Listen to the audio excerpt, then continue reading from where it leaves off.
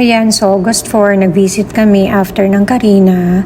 And ito yung nadatnan namin naglulumot na sa harap dahil sa leak ng sa bandang metro. Ayan, sa loob ng bahay, nag-molds na naman siya kasi matagal talaga namin siyang hindi nauwian at walang lumalabas-pasok na hangin sa loob ng bahay. So, mega linis na naman. At ito nga, bumalik kami noong August 10. Ayan, ganun pa rin.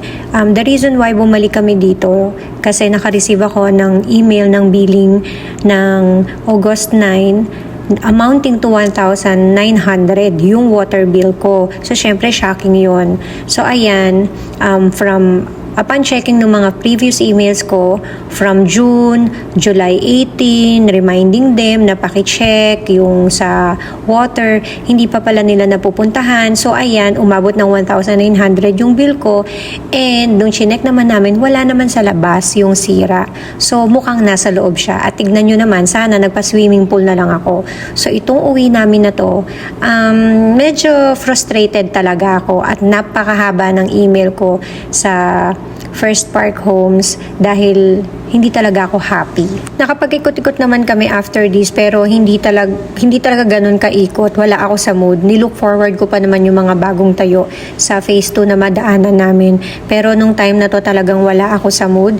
Kaya konti lang po yung nadaanan namin. Kung ano lang po yung dinaanan namin palabas, yun lang po. Kaya pagpasensyahan nyo na po. Sobrang wala talaga ako sa mood mag-ikot nito. Sobrang frustrated talaga ako.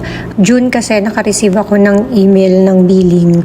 Mataas na yung water, pero yun nga, wala kami sa unit, hindi kami umuwi kasi busy kami sa school.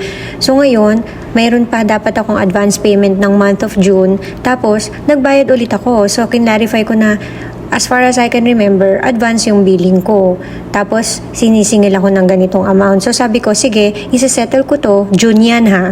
Isisettle ko to. Pero paki-check yung unit. Kasi baka may problema. Kasi nga, the last time na umuwi kami doon, wala pang tubig.